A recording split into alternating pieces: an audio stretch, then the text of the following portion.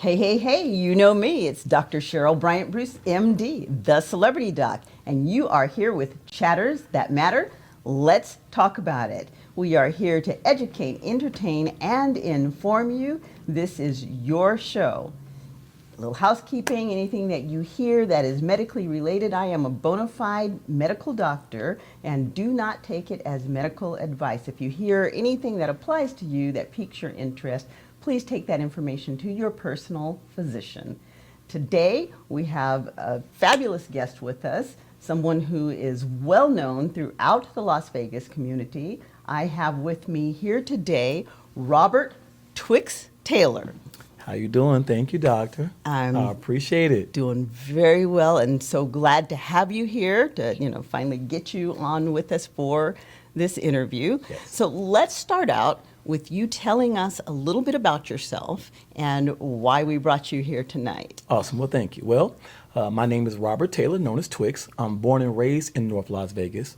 I'm actually a candidate for North Las Vegas's Ward 2, which is the exact same ward I was born and raised in. There's a neighborhood called the Regal Estates. We call it a historic neighborhood. So I was born in that neighborhood. I am a licensed barber. I'm a barbershop owner, franchise owner of barbershops and salons. I am on the Urban Chamber Board of Commerce. I'm on the board for National Action Network. I'm the vice chair at Cane Springs High School, and I'm the clear choice for Ward 2. Absolutely. And you also have a very interesting establishment that I had the opportunity to see. So let's not Yes. negate talking about that one too. Okay, so that's still in the works. It's not open yet, but I have I'll just say a jazz tavern. Mm-hmm. I'll put the name out there once it opens up. But I have a jazz tavern, and it's going to be actually dedicated for people who love culture. Mm-hmm. I don't care what country, what continent, what province, what island you're from. I will have a flag to represent you. I'm trying to have different drinks to represent every different continent in there, so no matter where you're from, you'll feel comfortable. And I have over 300 books in there that deal with finance.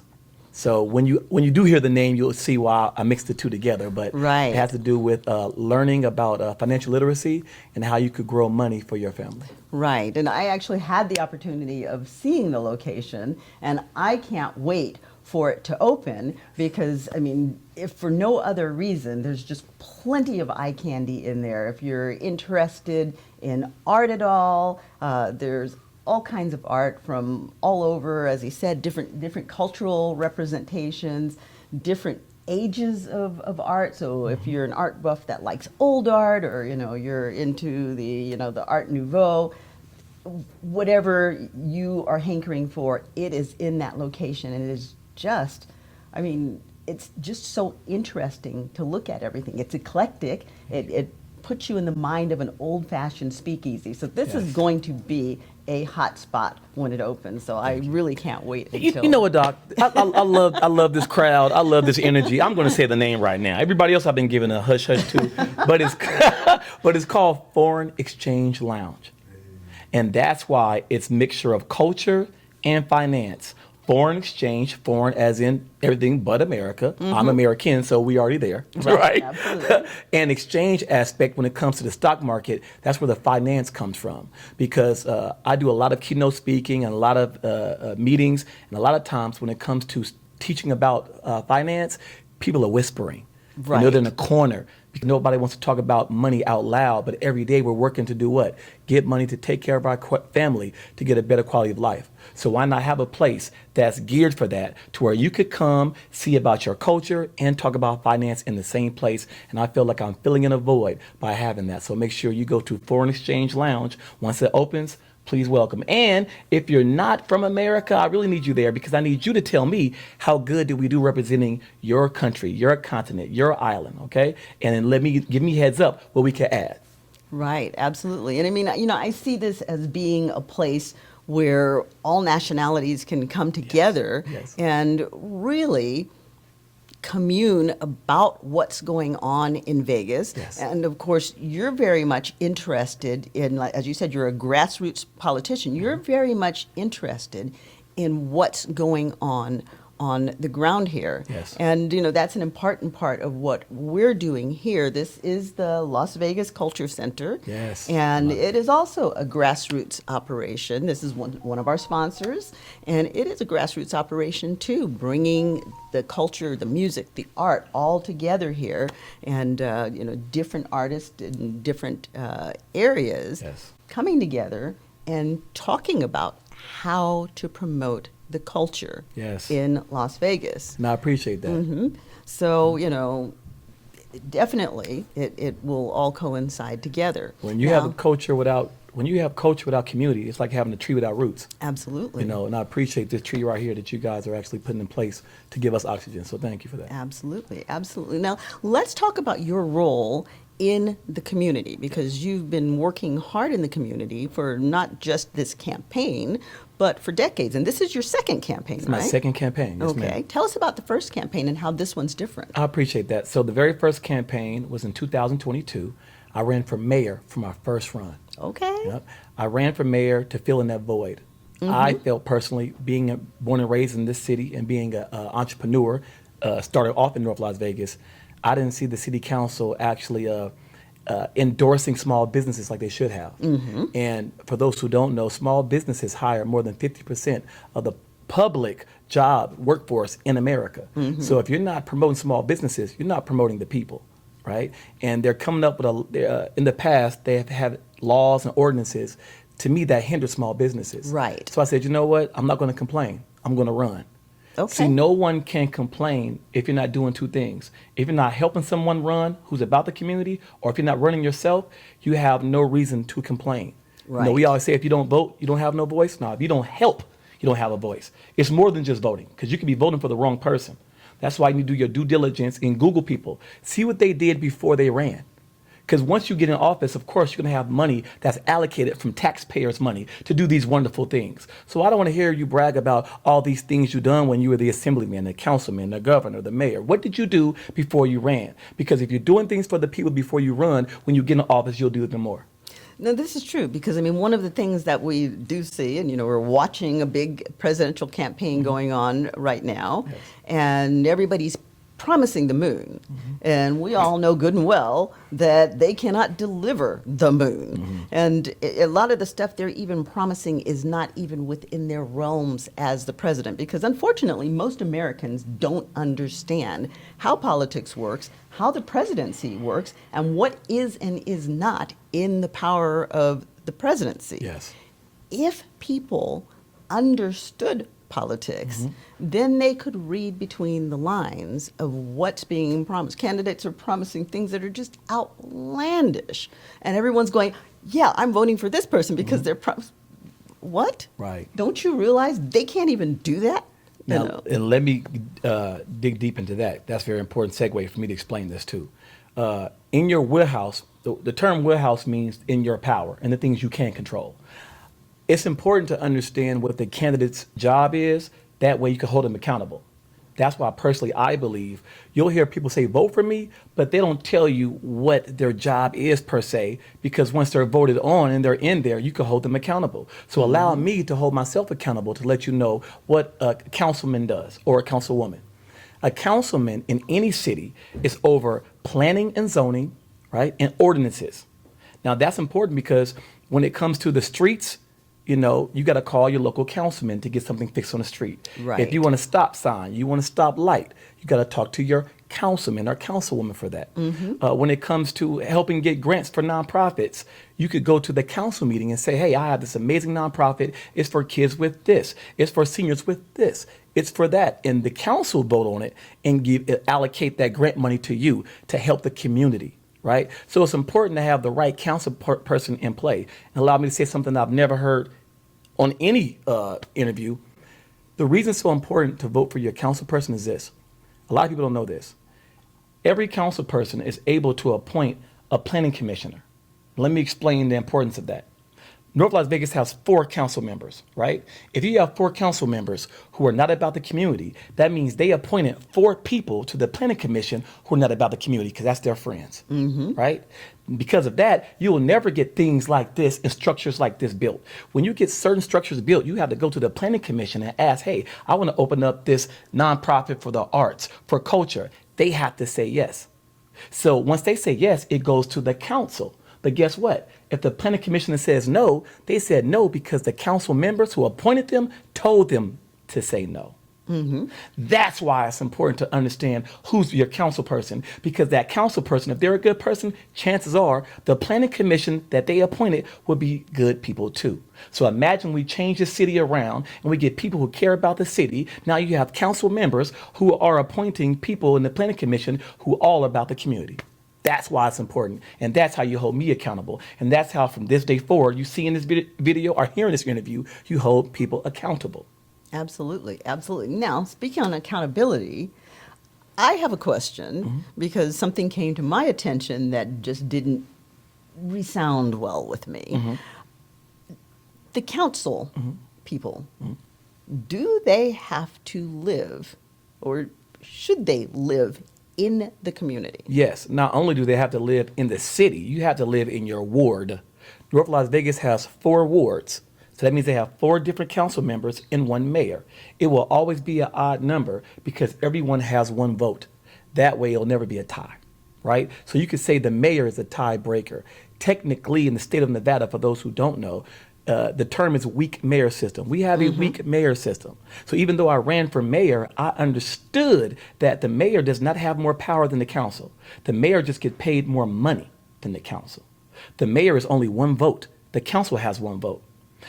To go back, I ran for mayor because I knew this. I know most people don't understand the roles of elected officials. So if I'd have ran for councilman and didn't win, no one would care. You run for mayor, you're able to sit down and speak to the news and eloquently explain why you're running. And now people understand you know what you're talking about. So thus, if you don't win that mayor run, you run for council, people say, hey, I remember he ran for mayor. He cares, he knows, or she knows what they're talking about. That's why I did that, so you know. Okay. And now the 7 candidates who ran for mayor, I was the youngest by far. I was the only one with no political experience. Now the 7 candidates, I should have came in 7. I came in 3 out of 800 votes of my friend, Senator Pat Spearman. So imagine that, my very first time running, and I came in right behind a well-seasoned vet who's actually a real vet in politics, right? That shows you that people want something different. And I know they want something different. People don't want to hear these same promises of things that you cannot deliver. People want to know, what are you running for? They want to know if you're running for assembly. Assembly is what? You make the laws for the state. That is your job. So now you hear somebody running for assembly and they're telling you all these promises. Wait a minute, that doesn't have anything to do with the laws. So what are you saying? That goes back to holding people accountable. Right, absolutely. So one of the things that happens with politics right now is that there is a lot of mudslinging and dirt throwing, and it is an opportunity for people to detract from what it is they're really doing. And what I've noticed is that most of these people aren't telling us what their platform is. They're just telling us why the other person is awful. Right. So let's talk about your particular platform. Yes. So my platform is community, commerce, and change. Community, I'm from the community. For over 20 years, I've done mentorship from elementary, junior high schools, and colleges for free. I speak about being an entrepreneur and changing your life, like I spoke about earlier, being financial literacy, you know. That's one of my things. I've been doing free haircuts for back to school for over 20 years, giving families a break because it's hard times right now. And the last thing a parent needs to do besides buying school clothes is get their child's haircut. So I've been doing that for years also. And you're a seasoned entrepreneur. Yes, ma'am. With no nonprofit. And let me say this is not a nonprofit. I'm doing this. This is not because of my church, not because of my fraternity or nonprofit. I do all these things from my heart and from my pocket. Okay. And if you don't mind telling our audience, how old are you right now? I just turned 47 years old a few days ago. When did you have your first business? When I was 23 years old, 300 East Lake Mead, Phi Beta Barbershop. And from then I've had in the past 6 barbershops, 5 salons, the first black-owned tattoo studio called Tatted Up, which is right down the street on Maryland Parkway, tailor-made photography, brand new used clothing store where people donate their clothes, and we sell it for really, really cheap price. You could afford it. And for those who had a job interview or a special occasion, we just give you the clothes. You don't got to write note. You don't have to tell us a story. I could just tell, if you need it, here, no charge, you have it. So I've done that for years, and I have a business with my fiance called Best Rapper Alive, and that's rapper with a W. And that is a vinyl business. We wrap commercial windows, and we wrap cars, automobiles, and pretty much anything that can be wrapped, we wrap. And I've been doing that for over 10 years also. And I've seen some of your work, and I do want my car wrapped. I got you. right. I got you. So I'm back to the platform. So I want people to get it. So that's the community aspect. When it comes to commerce, changing the trajectory of North Las Vegas, bringing in big business. There's no reason that EDC makes millions of dollars and hundreds and thousands of people drive past our city and not a dollar is spent in our city. And I feel like for our city council not to hone in on that and be like, hey, they're coming. Let's have these opportunities for these small businesses, who hire the majority of the people. Right? That's how you change the C-tax of your city, bringing in more money. So that comes to the commerce aspect, making smart decisions. And change in general, someone in the city council who cares about the people, who has sympathy and empathy. But, like I mentioned, I was one out of the 7 candidates for mayor. I'm a business owner. I know how to delegate. I know how to relate. And that changes everything. I think that that's really going to be important for the people in Las Vegas, for the community of North Las Vegas, in the coming few years, because, for those who don't know, Las Vegas is getting ready to see some huge changes, because if you didn't know, Hollywood is moving this way. It is leaving LA and it is coming to Las Vegas. There's a bullet train coming in, and that is going to move massive numbers of people in this direction. Yes. If Las Vegas hasn't fully established its culture and, hasn't fully rounded up as a community, taking care of not just the businesses, but the people within the community, we're going to get lost in the swell that comes in. And that has happened in other places. I saw a documentary, and if I'm wrong, I'm only reciting what I saw in the documentary, but it's about Jamaica. And it was talking about how there's pretty much only one area of an island that's open to the public.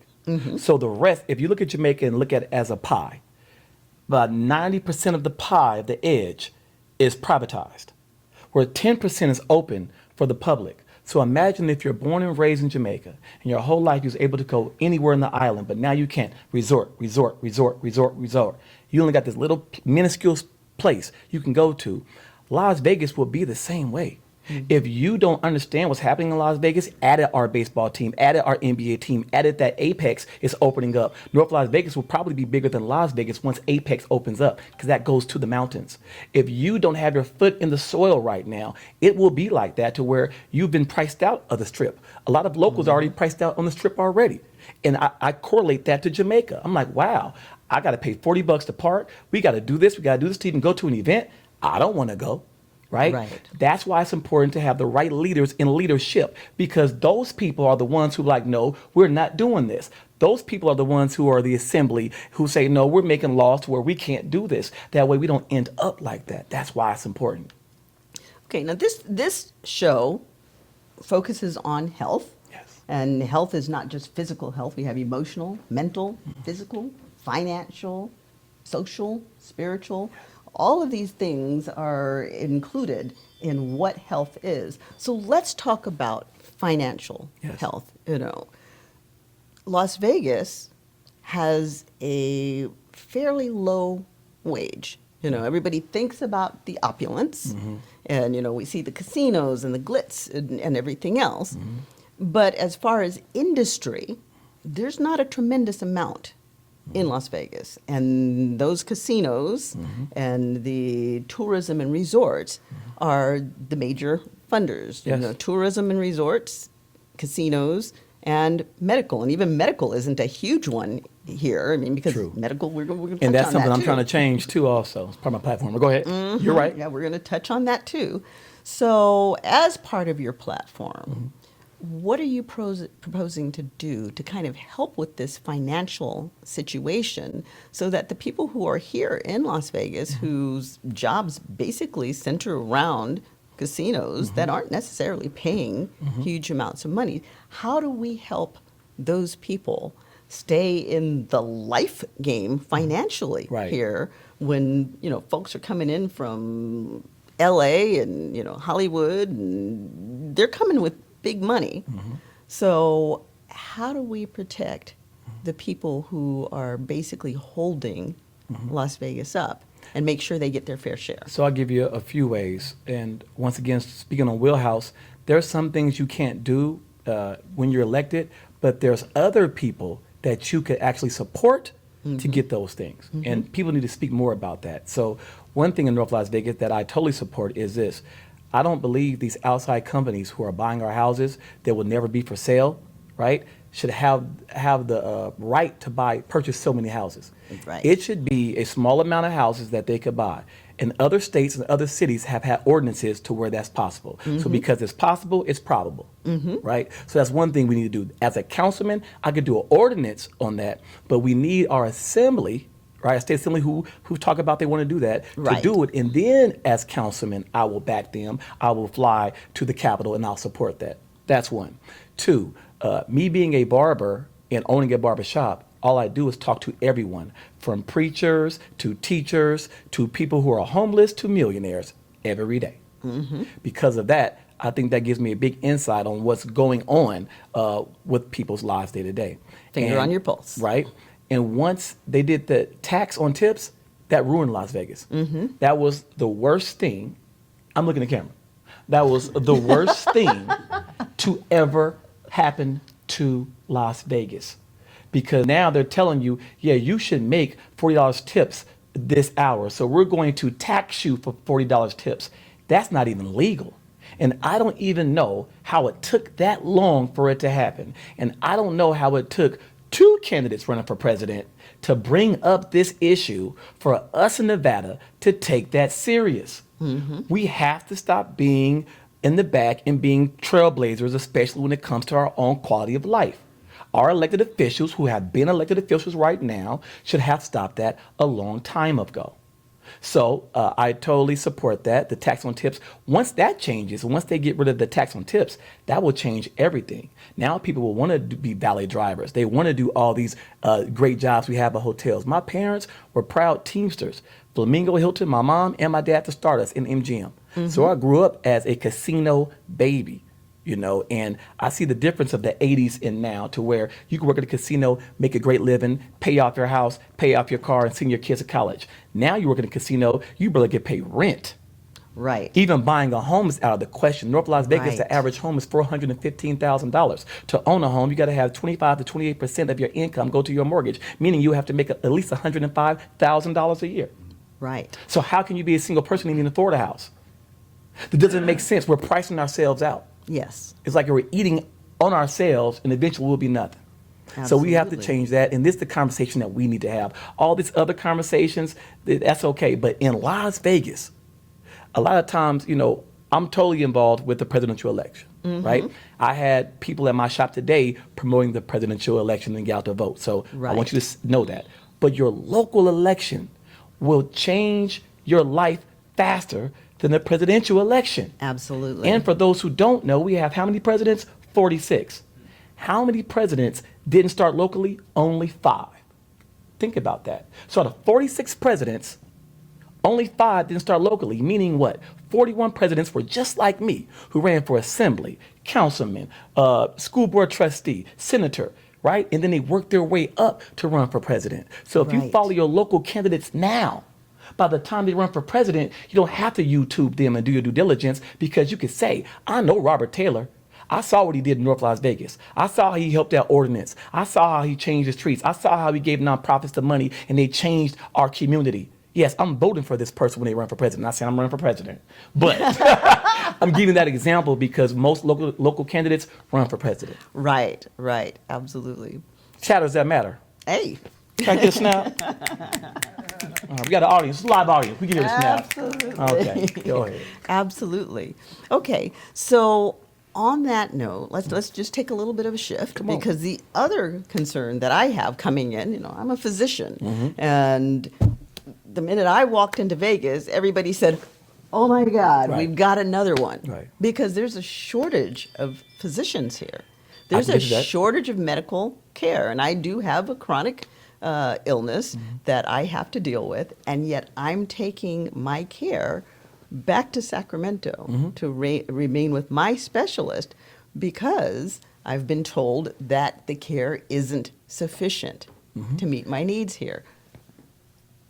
Talk to me about Allow that. me to jump on that. Like I mentioned earlier, by me being a barber, I'm privy to have conversations with different experts who have different careers. With that being said, one of my clients sells medical equipment to doctors. Right. I asked him why. I don't say the doctors we have out here are not good, but I asked him, what is the problem with us getting the best doctors? And he said something that I heard of, but I didn't correlate this with the job market. He said that Nevada has one of the highest insurance rates for doctors due to the malpractice lawsuits. Because of that, when doctors want to move to Vegas, they see how much the insurance costs. I'm like, I'm not moving out there. Right. Because it doesn't make sense. Right. That's when it comes to our elected officials to somehow come up with a law with these insurances. That way, the rate won't be so high. Once that happens, everybody wants to come to Las Vegas. So think about that. Let's use our common sense. When people don't want to come to Vegas, it has to deal with something financially. Because people are cool with the heat as long as you got AC, right? Right. So that right. So that being the case, that's a reason why we don't have some of the best doctors due to that high insurance rate. It's something that I'll keep speaking on. Once you ring a bell, you can't unring it. Your That's audience true. members have heard that now. If they didn't know that, now they know it. Now they could tell someone else. That's how the change happens. So that's one thing. Two, to bring it back to North Las Vegas, I don't know anyone who wants, sad to say, I don't know anyone who wants to have a baby in North Las Vegas. I know of two people where the mother of the child passed away in the hospital in North Las Vegas. That's not good. That's not good. That's not And acceptable. it's not acceptable. And because of that, people will go to Centennial, other hospitals out in North Las Vegas to have a child. To kind of bring two and two together, I went to Tijuana a few years ago, right, with my fiance. And they build these two towers. One's called the Quartz. I forgot the name of it's a medical building, but it's a Quartz and a medical building. They're both two black towers next to each other. When I tell you those two buildings changed Tijuana, why? Because the medical building on every level has something for everything you can mention when it comes to your health, from teeth to plastic surgery to cancer. Everything's in that building. And the next building is where people stay at. And in between, they have fine dining restaurants. Because of that, now in Tijuana, it has changed Tijuana. Why can't North Las Vegas have that? Why hasn't everybody wants to come to Las Vegas? I don't know why Las Vegas in general, North Las Vegas, or Henderson has thought about, hey, you know what? Let's build a real medical industry area where we also have plastic surgery, Medical tourism. medical tourism. People are coming to Vegas anyway. You have all these things, we could change it. So these are things I will keep speaking about to make a difference. But there's different layers of problematic issues that we just talked about. But Absolutely. that's why. Those are things I'm focused on. On my mailer that I mailed out to people, I mentioned that. Having a cultural competent medical center. Culturally competent. What's good for you may not be good for me. You know, as different races, all we are different variants. If people don't understand that. Absolutely. Right? Absolutely. And every variant is different. Every variant is different. Doesn't mean you're good or bad. We're just different because we're different variants. So we might be susceptible to other things others won't be. You know, and vice versa. So because of that, when you have doctors who are culturally competent, they know how to diagnose you better. You know, when you have Right. more women physicians, they know how to diagnose a woman better because they are a woman, if Right. that makes sense. Right. And et cetera, et cetera. And I mean, that cultural competency, because, we say, okay, well, the racial thing, the black disparity in health, that's very real. But cultural competency even For covers everyone. the majority, because, within the majority, it is not homogeneous. Right. I mean, you have different ethnicities within the majority populations, and with people coming from different parts of the world, they are faced with different things. Some people have certain ailments.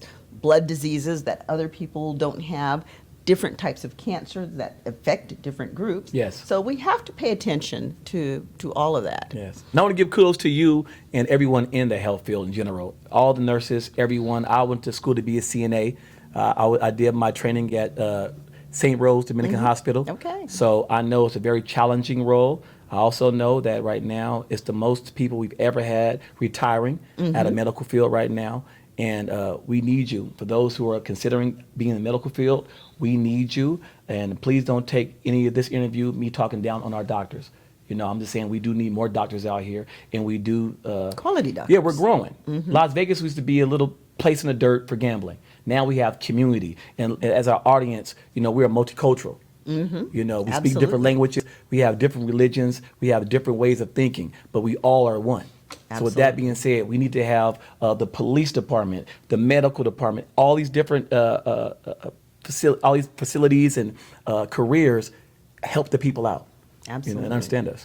And then speaking of the people, kind of the final thing that I kind of want to talk about is a problem that is nationwide and growing. And, you know, we've all discussed it at some point in time. Let's talk about the problem of homelessness. Yeah, I knew that. That was it. So once again, like I mentioned earlier, if a person can't afford to buy a house, that means you have to rent. And when you're renting and your rent keeps going up, eventually it's like musical chairs. Right. Right? So when the music runs out, you have nowhere to stay. So I always say when it comes to homeless first, you have to divide the people who are of our homeless or misplaced population who are able to work. Right. Who are able to work, let's get them to work. Yes. Who has mental problems? Let's help them out mentally. And for those who don't know, America is that's the title of it, a right to fail country. Meaning you could be homeless if you want to, right? Some people, I had a client, well, he's like a mentor of mine who became a client, but he was homeless. And I will always try to do things to help him out. And he told me, he said, stop, Twixx. He said, I want to be homeless.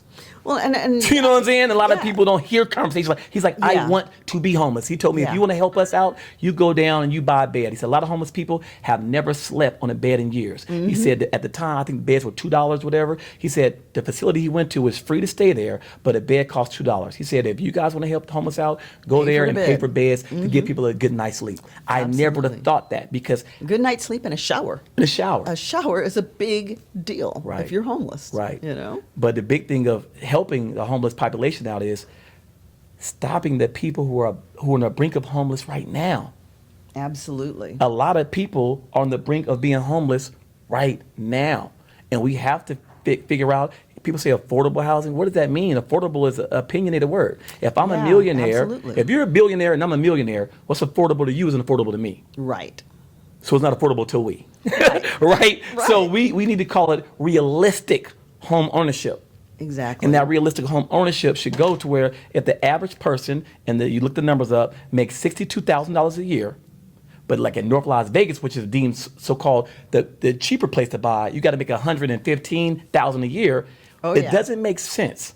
We have priced ourselves out of the market. So we have to have a real talk and conversation with ourselves because I don't see it going further. Exactly. And I want to double back on something that you said about some people choosing to be homeless. Yes. One of the realities that you have to understand, especially in this area, we're by a military base, which means that a lot of retirees land here. And these veterans, many of them have served in foreign wars. Many of them. I don't think I know anybody who's been in the military that doesn't have some form of PTSD from the experience. But many of these people have severe PTSD.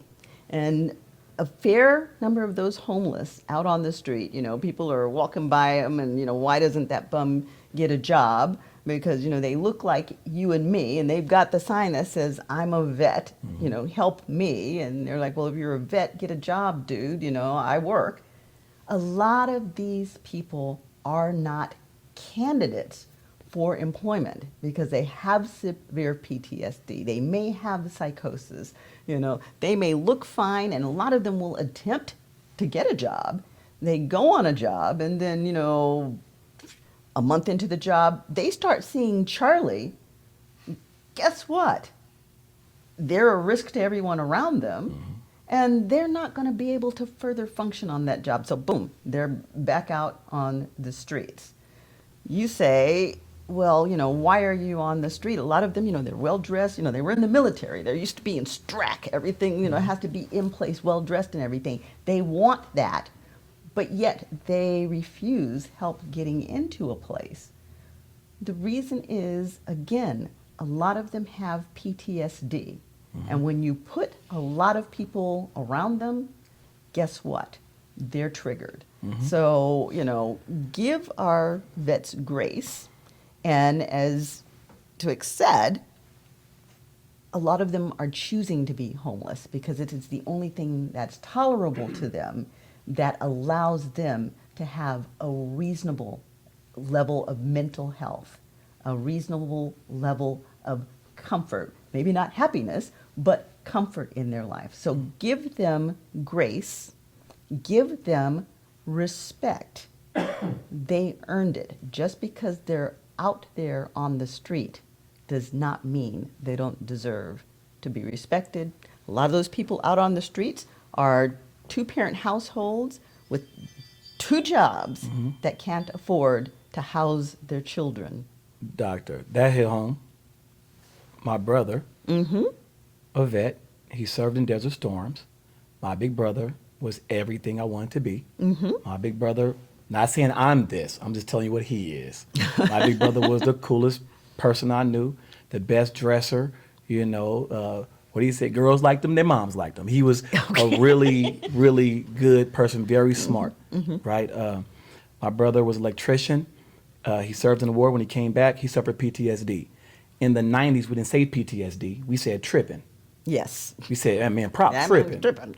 And what he did was, because he couldn't figure out how to adapt after being in war, what did he do? He went back to the neighborhood and he got involved with other situations. Right. My brother got shot in the back, unsolved mystery, 5 times, right around the corner. Left 4 sons behind, which we, helped pretty much raise a few of them. Right. With that being said, a lot of our veterans, this is the problem. We think veterans are one-trick ponies. Oh, you're a veteran, you know war. No, they do so many things besides war. Iron worker, electricians, computers, IT, they do all these things. And the problem is, when they go to boot camp breaks them down to where it lets them know, okay, whatever you did, this is how you do it now. You wake up this way, you stand up this way, you clean your shoes this way, your bed is perfect. So now they are organized in life. And when they become a Marine or Army, whatever they join, they know that their information helps them survive in Absolutely. war. Everything you do has to go to war somehow, right? Now, when you get out of the military, now you're back in America to where people's word isn't their word. You got to work a job to where your boss isn't giving you a raise. Where you're in the military, you did your job, you got paid what they say it's going to be.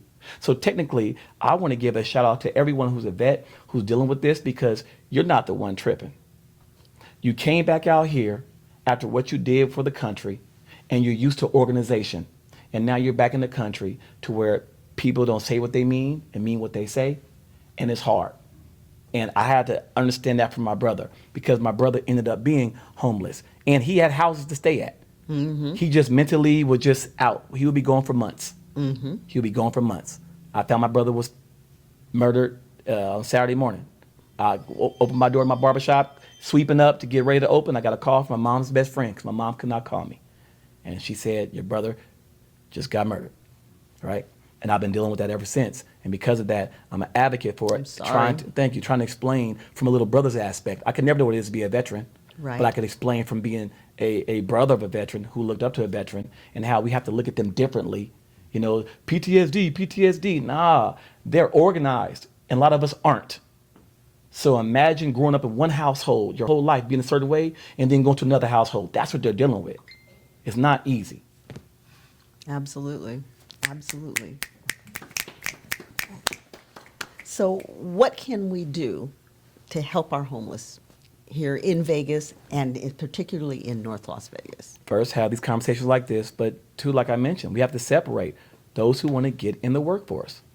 Who wants to work, right? How can we get them to work? We have so many nonprofits, and to me, some nonprofits are not effective at all. But the nonprofits who are effective, okay, let's do it to where, okay, the city gives nonprofits all these grants to help the community out, right? So when these cities give these nonprofits grants, why can't these cities say, hey, we need some nonprofits to go and figure out who could be in the job market? That's where we can get people back to working. Common sense. Common sense. Common sense. Excellent. Well, I'm going to do something a little bit different that Come we on haven't in. done before. We have a studio audience out here, yes. and I'm going to open it up. If you have a question for Twixx here, then, please let's hear your questions. Again, he's running for our city council, and I'm sure he would be happy to entertain them. Yes. So are there any questions out there in the audience Or comments. or comments? What's the first thing you're gonna do when you win? I appreciate that. The very first thing I'm going to do when I win, after thanking God and thanking everyone who supported me, I want to do free haircuts for foster children on my first day. Beautiful. I would love if I could do that actually at City Hall. That way, these young children could see, you know what, this is the City Hall, and hopefully them seeing that image makes them want to think about being elected official, how they could make a change in their life. That's the very first thing I want to do, is do that. Thank you. Any further questions? I have a question. Yes. Yes, ma'am. My question is, there's a lot of businesses, because of the new rezoning and planning structure of Nevada now, a lot of the business owners are not very happy with that, and being that now they have to pay a higher price for the licensing, and I've heard these issues because I'm a community activist. Awesome. Yes. So the question is how we help that out? How would you be able to help these businesses with their new planning zoning Thank you. areas? So one. So the question is, how do we help the new businesses with the planning and zoning? And because business we've had licensing. these changes and Yes. the business licensing. So how do we help them? Yes, it's a great question, because that's actually something that's on my agenda, me being a business owner and have multiple businesses. One thing, we know that 70% of businesses close down their very first 2 years, and usually it's due to finance, right? So I believe in this. I believe that hopefully I can get the other council members on board to where if you're going to open your business up and your business license fee and all these fees you have to pay, if we could do it to where after you're in business so long, then you pay it. That's actually Because an at the excellent end, idea. right, if we start you off where you got to pay all these thousands of dollars to open your business up, and now you're behind, and you got to pay, you got to pay the landlord a first and last, and get the insurance. You got to get the insurance and deposit. It's a lot of money, right? So if we could do it to where, okay, after you open for your first year, then it's due, and then it's due in just cycles to where you don't pay 100%. After the first year, you pay 25%. Then after a quarter, 3 years, 3 months later, then you pay other 25%. So in a year, you have time to pay all your license fees. Why? That gives you the opportunity to hire people. That gives you opportunity to stay open and pay your power bill and pay all these bills for your businesses and pay for advertising and marketing, and hopefully have a grant aside to go for marketing and advertisement. All the city has to do is have a certain amount of money set for advertisement. And guess what? The advertisement companies can be local companies also. So now we're helping out. We're hitting two birds with one stone, technically. If you're able to open up a new restaurant, right, and we're letting you know, hey, we have $3,000 worth of advertising money for you for your business so you can grow. And that $3,000 is allocated to an advertiser in North Las Vegas. We have helped that business out, helped you out. And I think we have to start getting, coming up with new ideas to help small businesses. So that's one of my ideas. Another idea is incentives. Oklahoma for years had to where if you are in the tech industry, they would give you $9,000 just to move there. Just to move there. Incentives. So in North Las Vegas, they have they finally made a few years ago downtown North Las Vegas. But there's not one sign up that says downtown North Las Vegas. I got bought out in that area. My barbershop was there, and I pretty much that's another story, but I got bought out. Long story short, right? With that being said, okay, if you want to get these new businesses in downtown North Las Vegas, let's have incentives for them. Don't just say it's downtown and come. No, We have this much money allocated for you. North Las Vegas is about to get $1 billion, okay, for the budget. Now, a big portion of that is due to law enforcement and everybody else who is needed. But out of $1 billion, there's hundreds of thousands of dollars that can be allocated for the people of North Las Vegas. And I'm running because I understand math, I understand numbers. And I'm going to make sure it's allocated as much as possible. Thank you. You're welcome. Thank you. And thank you for being a community activist, too. Thank you. It's not a lot. Absolutely. Absolutely. Any further questions for Twixx? I have a question for the audience. Okay. Have everyone voted yet? I have. Okay. All right. Good job. Good Go ahead, job. nodding going. I need you plus 2. So you already voted. I need you to let 2 people know to vote. They don't have to live in North Las Vegas. I mean vote, period. I don't care if they're in another city. Absolutely. We need everyone to vote. And then let them know this. Hey, just Google the person up first. Because Google's serious. Definitely. Use Definitely. that. Everybody's platform's going to look incredible. Yeah, and Everybody's website going to look incredible because that's their own Yeah. resume. Nobody's resume says, I'm not good at what I do. So don't go to their campaign website. Exactly. Google them. And don't use your friends. My friend said to vote for this candidate, and they got this piece of information off of the gossip line. Right. You do your own research for the candidate. Right. That candidate, voting for that candidate is your responsibility to become an educated voter. So you're voting for the person you really want. Yes. Because your vote does count. And you want your vote to give you what you want, because otherwise you may end up voting for the candidate that's going to give you the exact opposite of what you want, because you listened to some knucklehead over here Yeah. whose interest was not aligned with yours. And all skin folk aren't kinfolk. Absolutely. Let me say it again. All skin folk aren't Absolutely. kinfolk. Just because I'm a black man, don't vote because I'm black, because I haven't said a black issue yet, because black issues are American issues, period.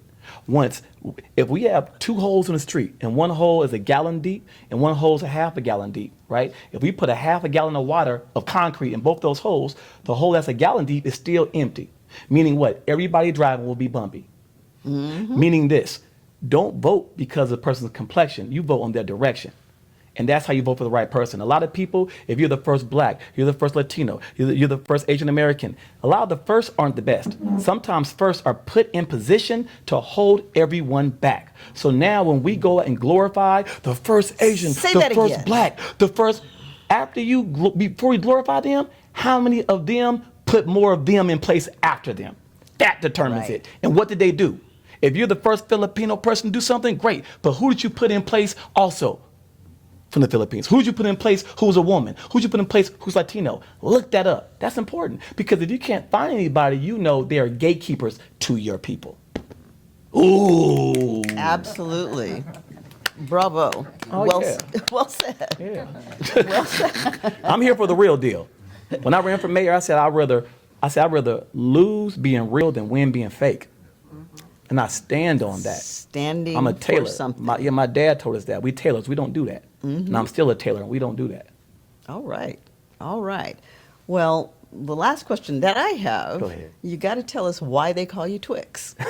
That's always the question to the end. So, true story, when I was in junior high school, I was trying to be bad. I was trying to, at the time, that's when my brother got out of the military, and I was trying to copy him. So I was trying to be a knucklehead, you could say.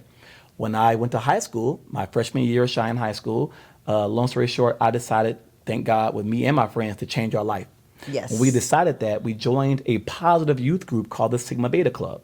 Now, it's like a fraternity, right? So in that high school fraternity, they name you a crazy nickname while you're so-called pledging. Pledging is illegal now, but it's hazy, right. So if you had a big nose, they call you nosy. If you had a big head, they call you heady monster, to give you an example, right? I knew that was the day they would give me the name. And how they would do it is they sit you down in the library in a chair, and they walk around you saying crazy names until something sticks. So because we knew that, I made sure my hair was cut. I always been cutting hair. My clothes were good. And I was trying to ooze confidence eating a Twix candy bar, because that's all I ate. I didn't even eat food. I ate candy all day. I was super thin, right? While they were saying these names, nothing was sticking. One of them said, "Is that all he eats?" And then my friends, who was trying to change their life with me, start laughing. He was like, "Yeah, that's all he eats at lunch in Cheyenne." They said, you look like a Twix. You chocolate and skinny. Well, they said dark. They're like, you dark and thin, right? They all blew up laughing. Yeah, you look like a Twix. You skinny and dark. So because of that, I'm the type of person, my father told us this: you will remain a king if you change your environment. You will remain a slave if the environment changes you.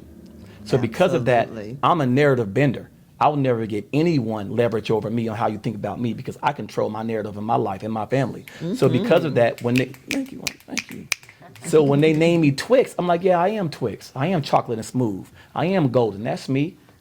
You know? So I stuck with it. And I couldn't even get rid of Twix, even when I ran for mayor, because more people knew Twix than the name Robert Taylor. Right. And Twix is known in the community. Right. Right? So that's why even when you go vote for me on November 5th, if you haven't voted yet, in North Las Vegas, it'll say Robert Twixx Taylor. You did. Yes. And that is absolutely true, because when I talked to people and said, I'm going to have Robert Taylor on my show and he's running for city council, they said, who? I said, Twix. Oh, Twix. Everybody knew who Twix was. I appreciate it. All right. So, I had to ask that question. Oh, thank you for asking. All right. Well, again, this show is about health, and the health of the community is a major thing. World health is a major thing. Yes. But in order to have world health, in order to have community health, the change has to begin with me. Yes. So I challenge each and every one of you to let that change begin with you. Become informed about the politics in your particular community. Find out what you can do to help your community. Yes. Find out how you can volunteer in your community. Yes. Reach one, teach one. Find out how you can support your youth in your community, because the youth are our future. And right now the whole world is ill and needs a healing. Yes. And we're all old, rusty, crusty. We can change, but it's much harder to change us than it is to change the little ones, to feed them positive values, to give them positive direction, so that as they grow into the adults that we want to see. Mm-hmm. So, take the time to look and see where you fit in, get in where you fit in, but make a difference, be the change. I'm Dr. Cheryl Bryant Bruve MD. My guest is Robert Twixx Taylor, City Councilman extraordinaire about to be. And get out there and vote for this man. Obviously, he has a platform. He is obviously committed, and we love his passion. We love your passion. Thank we you. love the Thank y'all. passion. Thank y'all. So get out there and vote for him, and let's make a difference. Chatters That Matter, let's talk about it. Every Wednesday, Monday, 6:30 p.m., 6 o'clock p.m. Pacific Standard Time, 9 p.m. Eastern Standard Time. And there's a new way that you can get there. You can go to the EMBC network, but the easiest way to find us is to go to my website. We've got a new website out there, www.thecelebritydoc.com. Scroll down to the bottom of the page and it will take you directly to Chatters That Matter. You can see the show that is currently airing, and you can also see past shows by scrolling through. That's www.thecelebritydoc.com. And I'm going to take just a second to toot my own horn. Toot it. I am a new business owner of 2 new businesses, and I want to have you all support them. Thank you. Thank you. The 2 businesses are Epic Savoir Faire Extra Virgin Olive Oil. And extra virgin olive oil is extremely important for its health benefits as an anti-inflammatory, antioxidants. So I will be bringing you more information about ESF, EVO, And you will be able to, we're still putting that up on the site, but you will be able to purchase it directly through thecelebritydoc.com. The other business that I'm really excited about, and for all of you that are listening that are in the Vegas community, and you know of an amazing woman who is an entrepreneur, is a CEO, is a leader in the community. I am the founding president of Ms. Corporate America Nevada chapter. So Ms. Corporate America is now in Nevada and will be centered right here in Las Vegas proper. So if you know of a woman who you think would make an amazing representation as a female leader, then point her in our direction, because we are looking for candidates. The first competition is March 15th and 16th of 2025. So that's just a few months down the road. So we're looking for ladies to participate who are interested in becoming Miss Corporate America. We're also looking for women and men who are interested in helping us to put on the best Miss Corporate America competition in the nation. Awesome. So, we need auditors, we need judges, we need speaking coaches, walking coaches, we need other entrepreneurs who can teach business leadership, because part of the program is to give these ladies tools that they can use to elevate businesses, whether they're just starting in businesses or they've been seasoned in businesses. We also want to give them connections and make this a huge networking opportunity. So if you have any of those skills that you'd like to bring to the Miss Corporate America competition Nevada, then please reach out to me. You can get to us for that particular reason by going to Nevada.Ms. Corporate America. And Ms. Corporate America is MS Corporate America. There is no period or anything else like that in there. It's Nevada.Ms. Corporate America. There will be information. There will be ways that you can sign up. There will be ways that you can get an email to me, and I can get back to you with more information about it. So that's the Miss Corporate America Nevada. And 2025 is going to be a big year for us. So thank you for being here and allowing us to share this show with you. And as always, I will share with you as we go out. Our mantra is health is wealth. You are your greatest asset. Invest in yourself. Thank you for joining us, Twixx. Thank you. Thank you for sharing this experience with us. Chatters that matter!